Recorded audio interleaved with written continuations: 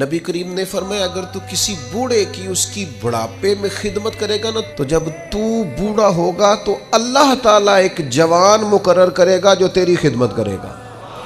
آپ نے خدمت کی اور حضور فرماتے ہیں پھر اللہ ڈیوٹی لگائے گا بندے کی۔ آپ نے بوڑھے کی خدمت کی اور جب آپ بوڑھے ہوئے تو آپ کی جو ذمہ داریاں تھیں وہ اللہ کے ذمہ کرم پہ چلی گئیں۔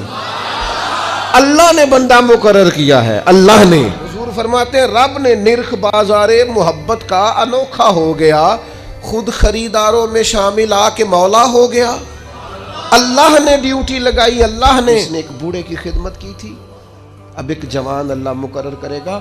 اور اس حدیث میں تصریح نہیں فرمائی، یہ ترمذی کی ہے، تصریح نہیں کی کہ وہ بیٹا ہی ہوگا، بھتیجے کی بھی ڈیوٹی لگ سکتی ہے، کسی شاگرد کی بھی لگ سکتی، کسی گلی محلے میں بھی کسی کے دل میں اللہ بات ڈال دیتا ہے کہ تو اس کی خدمت کر، شرط یہ ہے کہ پہلے تو نوکری کر، ڈیوٹی کر۔